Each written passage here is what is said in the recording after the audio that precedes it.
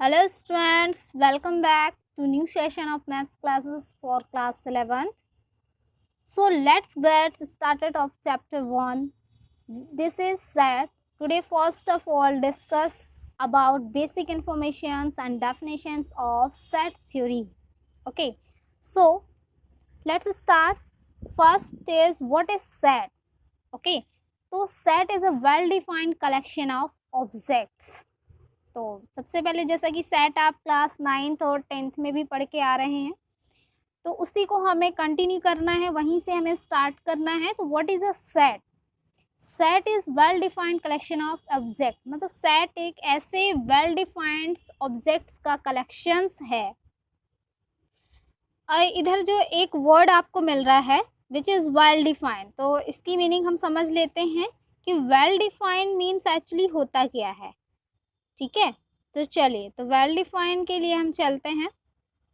Well defined collection should not change from person to person. Well defined collection का मतलब ऐसा collection जो person to person change नहीं होता. ठीक है, यदि एक पर्सन से यदि कोई इन्फॉर्मेशन ली जाए तो वही इन्फॉर्मेशन अदर पर्सन भी देगा. चलिए, इसको हम एक एग्जाम्पल के थ्रू समझते हैं. जैसे कि हम बात करें यहाँ पे कि मान लीजिए क्लास में दो स्टूडेंट है, एक सोनू और मोनू. हमने सोनू से पूछा कि टॉप 5 एक्टर्स ऑफ बॉलीवुड के नाम आप बताएंगे. तो सोनू ने बताया अभिषेक बच्चन, शाहरुख खान, शाहिद कपूर, अक्षय कुमार, है ना.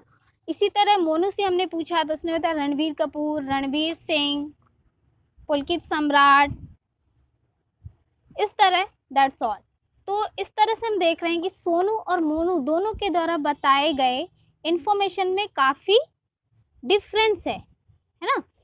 दोनों के ही आंसर जो हैं वो सेम नहीं है, दोनों ही अपने अकॉर्डिंग अलग अलग आंसर्स दे रहे हैं. तो ये वेल डिफाइंड कलेक्शन नहीं हुआ. इसी प्रकार यदि हम बात करें कि आपको set of vowels of English alphabets, set of vowels की बात करें तो इंग्लिश अल्फ़ाबेट्स हमने पूछा सोनू से. सोनू ने भी क्या बताया? A E I O U, A E I O U. These are all 5 alphabets of English. So same ऐसे मोनू ने भी सेम यही आंसर दिया. तो this is a well defined collection of objects. यही क्या है? सेट कहलाता है. ठीक है, इसी प्रकार हम एक एग्जांपल लेके और समझ सकते हैं कि हमने आपको बोल दिया कि set of natural number less than 10. उन नेचुरल नंबर्स का आपको सेट बताना है जो कि लेस देन 10 होंगे. 10 से सारे छोटे. तो 10 से सारे स्मॉलर जो नेचुरल नंबर हैं वो कौन कौन से हैं? 1 2 3 4 5 6 7 8 9. यस, 1 to 9 ये सारे क्या हैं? Less than 10. 10 से सारे छोटे नेचुरल नंबर हैं. तो ये हम किसी भी स्टूडेंट से यदि इसका आंसर लेते हैं तो सारे स्टूडेंट सेम आंसर देंगे. ओके, तो इस तरह से वेल डिफाइंड कलेक्शन का मतलब है कि ऐसा कलेक्शन जो पर्सन टू पर्सन चेंज नहीं होता. ठीक है, collection should not change from person to person. Okay, आपको इस वीडियो को पॉज करके सारी डेफिनेशंस नोट डाउन करते चलना है और साथ में आपको नोट्स भी प्रिपेयर करने हैं ऑन टाइम. ओके, सो यहाँ पे डेफिनेशन देख लेंगे आप. अब इसके बाद हम आते हैं कि इसके स्टैंडर्ड नोटेशंस क्या हैं, इसका रिप्रेजेंटेशन क्या है. ओके, तो यहाँ पे हम देख रहे हैं कि सेट को हम इंग्लिश के कैपिटल लेटर से शो करते हैं.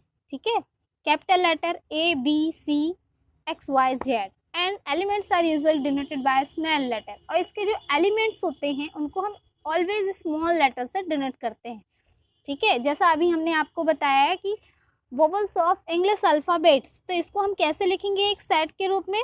तो ये हमारा सेट रिप्रेजेंटेशन है. Capital letter is equal to, फिर ये हमने कर्ली ब्रेसेस लगाए. ओके, इसके बाद हमने यहाँ पे देखिए स्मॉल लेटर में लिखा A E I, O and U. Okay, this is a presentation of set. Okay, यही चीज़ें यहाँ पे लिखी हुई हैं। साथ में अब यहाँ पे थोड़ा सा आपको और ध्यान देना है, और भी बेसिक इन्फॉर्मेशंस हैं। जैसे कि हम बात करें A is element of set A, then we write यदि A, जैसे अभी हमने सेट लिखा था, एक बार मैं फिर लिख लेती हूँ, A, E, I, O and U। Okay, यहाँ पे यदि हम बात करें कि बिलोंग्स, कोई भी जो A है, यदि यहाँ से हम एक एलिमेंट पिक करें तो एलिमेंट A जो है वो सेट A में बिलोंग करता है, मतलब सेट A में प्रेजेंट है। ओके, तो इसे हम जब बिलोंग्स के रूप में लिखेंगे तो इसको क्या बोलते हैं, बिलोंग्स टू। तो A बिलोंग्स टू A। अब यदि हम बात करें कि B, तो B एक एलिमेंट है जो कि सेट A में हमें नहीं दिखाई दे रहा है, तो क्या लिखेंगे, B does not belongs A। Yes, जो बिलोंग्स का साइन है उसको ऊपर से क्रॉस कर देना है, ये क्या है, डज नॉट बिलोंग्स का साइन हो जाएगा। सेम यही इन्फॉर्मेशन आपको ऊपर दी हुई है, तो इस पे आपको ध्यान देना है। चलिए अब नेक्स्ट इन्फॉर्मेशन की तरफ चलते हैं हम, स्टैंडर्ड नोटेशन। तो कुछ स्टैंडर्ड नोटेशन है जिन्हें आपको ध्यान रखना है। जैसे a set of natural number, set of natural number के लिए हम इंग्लिश की कैपिटल लेटर एन का यूज़ करते हैं। ऐसी सेट ऑफ होल नंबर के लिए W। सेट ऑफ इंटीजर्स को हम Z से रिप्रेजेंट करते हैं। और इंटीजर्स जैसे कि आपको मालूम है नेगेटिव इन्फिनाइट, क्या है, नेगेटिव इन्फिनाइट टू इन्फिनाइट। ठीक है, पूरे नेगेटिव और पॉजिटिव नंबर्स का जो सेट होता है वो सारे क्या कहलाते हैं, आपके इंटीजर्स कहलाते हैं। तो जो आपके पॉजिटिव इंटीजर्स हैं उनको Z प्लस से शो करते हैं, और जो आपके नेगेटिव इंटीजर्स हैं उनको आप किससे शो करते हो, Z माइनस से शो करते हैं। तो इस चीज़ का आप ध्यान रखेंगे। ओके, चलिए फिर a set of all rational number, जो आपके रैशनल नंबर्स होते हैं। अब रैशनल नंबर की बात करें, थोड़ा सा रैशनल नंबर को समझ लेते हैं यहाँ पे कि रैशनल नंबर है क्या।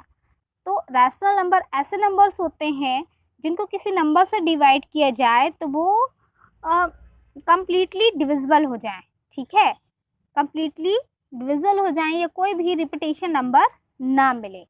ठीक, ये आपके रैशनल नंबर हो गए। तो इनके सेट्स को हम Q से डिनोट करते हैं। ऐसे ही positive set of rational number को Q plus and negative set of rational number को Q नेगेटिव से। फिर all real numbers, real number में सारे नंबर्स आ जाते हैं। ओके, तो रियल नंबर्स में कैपिटल R से रिप्रेजेंट करते हैं। ठीक इसी प्रकार पॉजिटिव नेगेटिव रियल नंबर्स के लिए R positive and R negative. Then complex numbers में सारे आपकी जो रूट वाले नंबर्स होते हैं, रूट हो गया, ठीक है, रूट वाले जो भी हैं ये सारे नंबर्स आ जाते हैं कॉम्प्लेक्स नंबर में, क्योंकि रियल नंबर में ये सारे नहीं आते। ठीक है, रूट वाले जो नंबर्स होते हैं रियल नंबर में इंक्लूडेड नहीं होते, बट कॉम्प्लेक्स नंबर में रूट वाले भी नंबर्स इंक्लूड हो जाते हैं। तो इन सारे नोटेशन को आप बहुत ही ध्यान से पढ़िएगा और इनको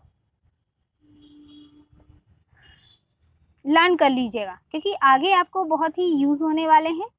चलिए अब method of describing a set. अब हम बात करते हैं कि एक सेट को हम किस किस फॉर्म में डिस्क्राइब कर सकते हैं, कैसे हम उसको रिप्रेजेंट करते हैं। ठीक है, तो एक रिप्रेजेंटेशन तो मैंने आपको बताया है और पिछली क्लासेस में भी आप पढ़ के आए हैं।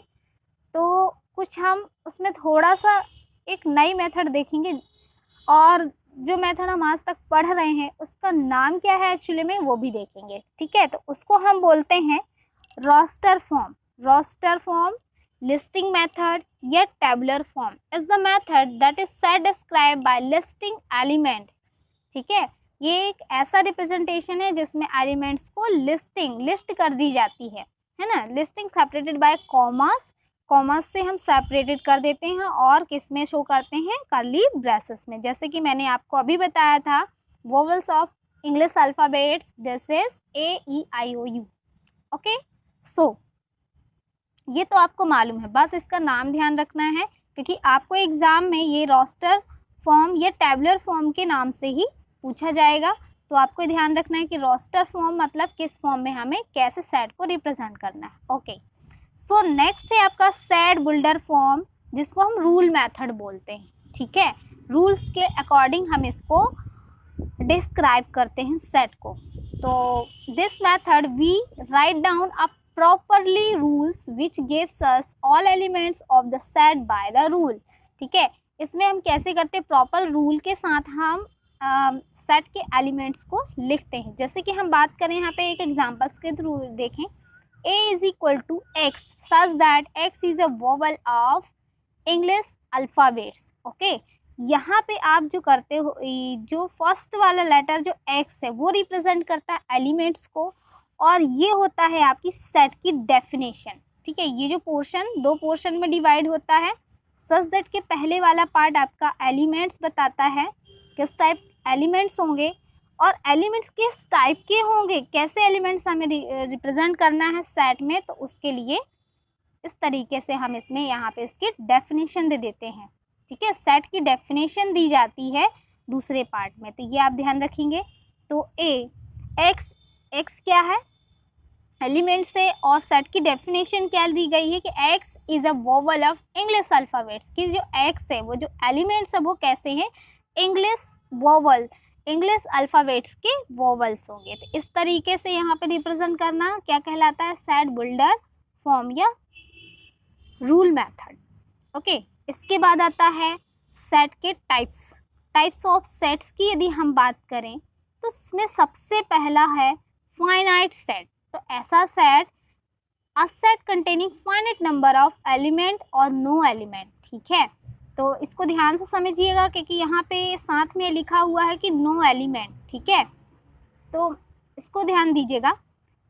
एक ऐसा सेट जिसमें फाइनाइट नंबर ऑफ एलिमेंट हो, मतलब कितने एलिमेंट हैं वो फिक्स हों। जैसे कि हम बात करें यहाँ पे, ये इंग्लिश अल्फ़ाबेट से ही आप समझेंगे, बहुत अच्छे समझ में आएगा। इंग्लिश अल्फ़ाबेट में टोटल कितने लेटर होते हैं, 26। वोवल्स की बात करें तो कितने होते हैं, 5। तो ये फिक्स हैं कि ये कितने होंगे, 5 होंगे। ठीक है, ओके।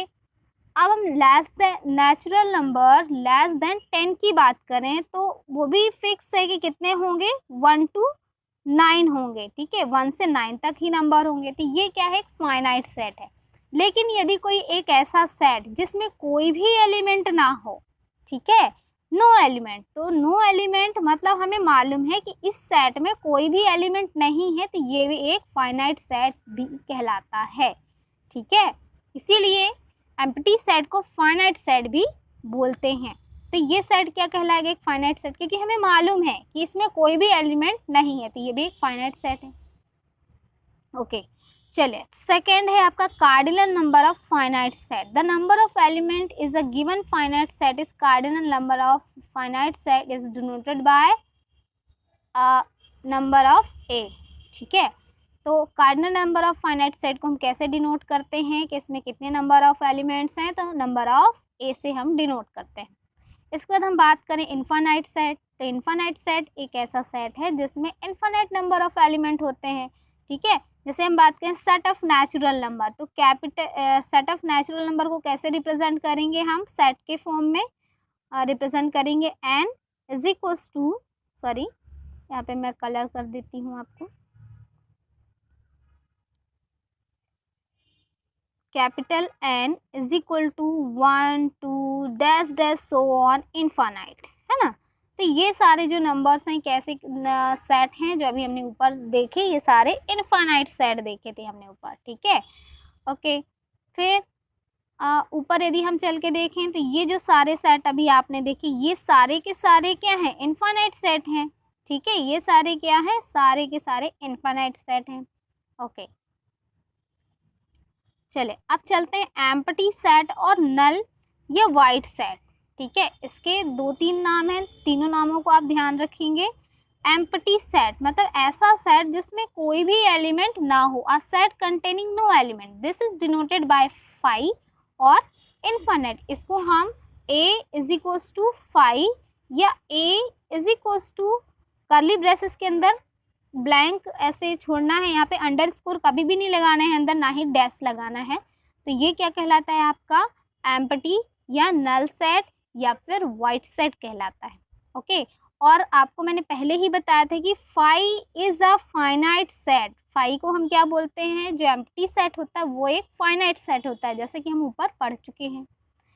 इसके बाद नंबर 5 में है आपके पास singleton set, a set containing a single element. एक ऐसा सेट जो एक सिंगल एलिमेंट को कंटेन करता है, ठीक है, ऐसा सेट जो सिंगल एलिमेंट को कंटेन करता है।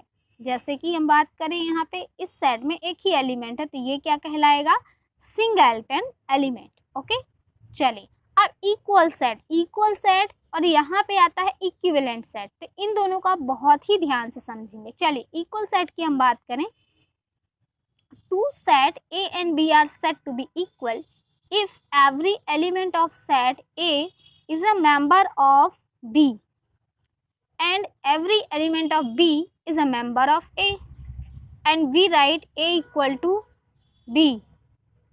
ठीक है, ऐसे दो सेट जिनके एलिमेंट्स आपस में एक दूसरे के सेट में अवेलेबल हों।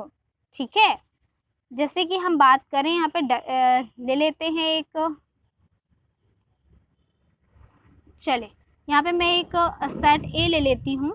यहाँ पे सेट मैंने लिख लिया 1 2 5 7। ठीक है, ऐसे ही मैं सेट बी की बात करूँ तो सेट बी में हमने लिख लिया 2 7 1 5। तो ये दोनों क्या है, इक्वल सेट हैं। क्यों, क्योंकि सेट ए के सारे एलिमेंट सेट बी में है और बी के सारे एलिमेंट सेट ए में है, तो ये दोनों आपस में क्या है, इक्वल सेट कहलाएंगे। ठीक है, ठीक इसी प्रकार एक और देखेंगे यहाँ पे, जैसे सेट ए, इसमें क्या लिखा है,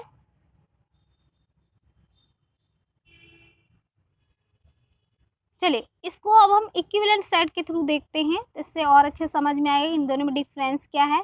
इक्वल सेट तो आपको समझ में आ ही गया होगा।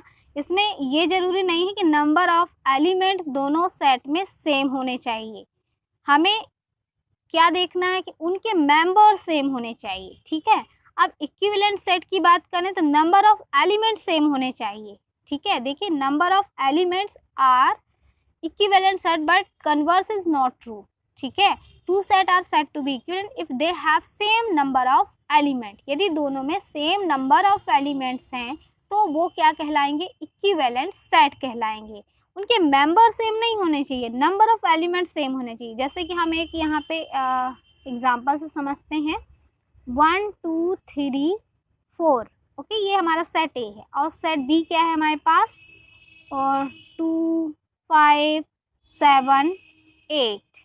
ठीक है, तो देखेंगे आपकी एलिमेंट सेम नहीं है, यहाँ पे 2 5 तो सेम है, लेकिन 1 4 यहाँ नहीं है, तो क्या ये इक्विवेलेंट सेट नहीं कहलाएंगे, नहीं, ये इक्विवेलेंट सेट कहलाएंगे। क्यों, क्योंकि इक्विवेलेंट सेट वो होता है जिनके नंबर ऑफ एलिमेंट सेम होते हैं। तो नंबर ऑफ एलिमेंट यहाँ पे भी 4 है और सेट बी में भी नंबर ऑफ एलिमेंट कितने हैं, 4 है। तो दोनों सेट को हम क्या कहेंगे, ये दोनों सेट ए और बी क्या कहलाएंगे, this is equivalent set. Okay, तो इक्विवेलेंट सेट को हम कैसे रिप्रेजेंट करें, number of A is equal to number of B, तो इससे आप ध्यान रखेंगे। और इक्वल सेट को हम रिप्रेजेंट करते हैं ए इक्वल बी, क्योंकि इसमें मेंबर ऑफ एलिमेंट सेम होने चाहिए और इक्विवेलेंट सेट में नंबर ऑफ एलिमेंट सेम होने चाहिए। उम्मीद करती हूँ आपको दोनों सेट्स काफ़ी अच्छे समझ में आ गए होंगे। चलिए अब हम नेक्स्ट बात करते हैं सबसेट और सुपरसेट की। तो सबसेट में यदि हम देखें, subset let A and B two set, यदि सेट ए और सेट बी मान लीजिए टू सेट हैं आपके पास, तो if every element of A is a element, if every element of A is an element of B, then A is called subset of B and B is called superset of A। चलिए हम इसके एक example के through समझते हैं, शायद आपको definition से कंफ्यूजन हो। यहाँ पे हम बात कर रहे हैं अभी A सबसेट B की। ठीक है, तो ध्यान से देखिएगा, सेट ए में हमारे पास यहाँ पे 1 2 3 4, ओके, ये एलिमेंट्स हैं। ठीक, अब यहाँ पे ए को हमें बी का सबसेट बनाना है, मतलब बी में इसको हम बी कर देते हैं। ठीक है, ये हमारा एक बी जो है ये सेट है और ए जो है इसका सबसेट है। सबसेट मतलब होता है इसी के बीच के कुछ एलिमेंट्स लेके हमें एक सेट बनाना है। तो क्या हो गए 1 2। ए में कितने एलिमेंट हैं, 2 एलिमेंट हैं जो कि सेट बी में प्रेजेंट हैं, तो हम क्या कह सकते हैं कि A is a subset of B.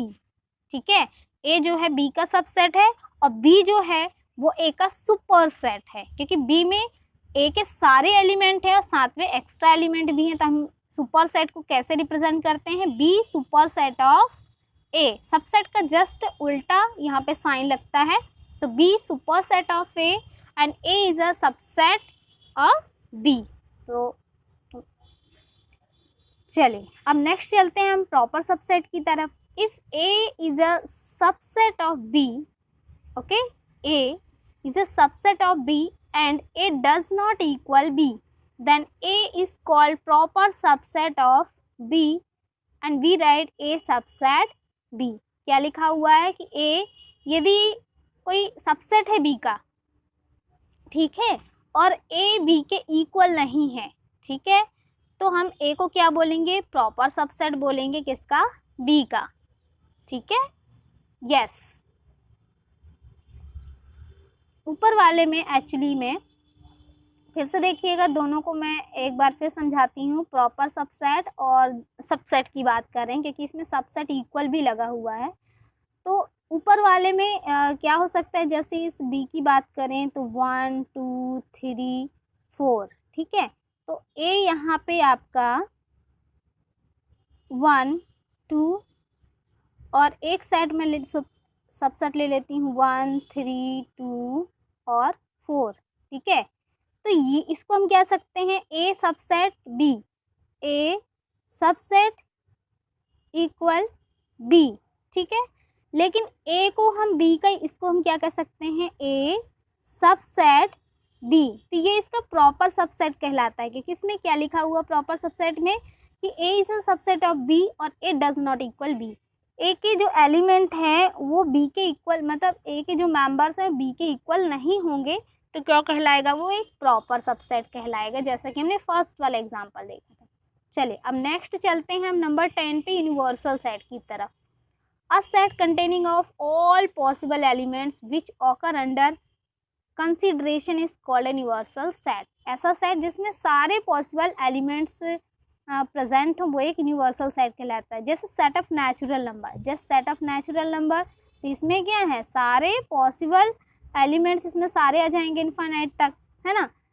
Sorry, natural number जो होता है क्या है, natural number 1 2 3 and dash dash so on तक, ये सारे आपके क्या आ जाएंगे, इसमें एलिमेंट आ जाएंगे, तो वो एक क्या कहलाएगा, आपका यूनिवर्सल सेट कहलाएगा।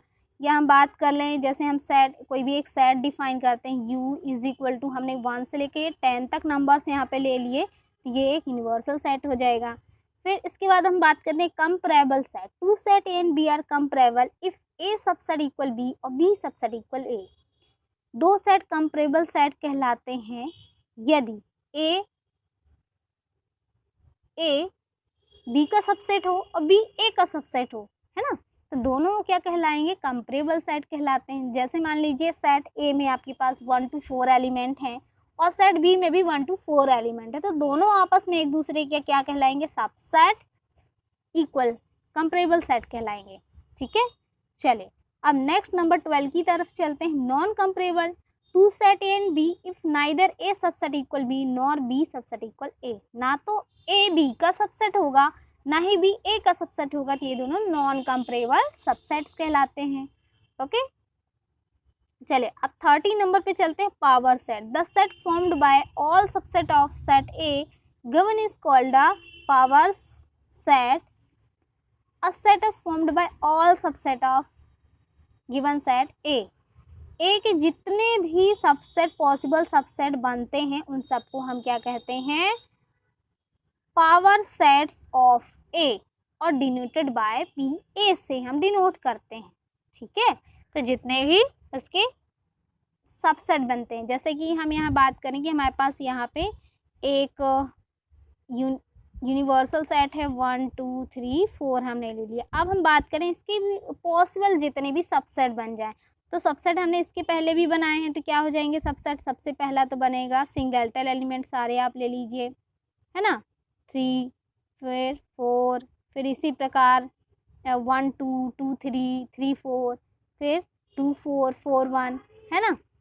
तो 1 2, इसको आप कॉपी में बहुत ही आराम से नोट डाउन कर लीजिएगा, 3 4, ठीक। ऐसे ही 4 1 सबके साथ मैपिंग हो जाएगी, फिर 3 3 एलिमेंट आ जाएंगे, लास्ट में एक 5 एलिमेंट होगा। और इसके टोटल नंबर ऑफ एलिमेंट कितने बनेंगे, 2 की पावर n।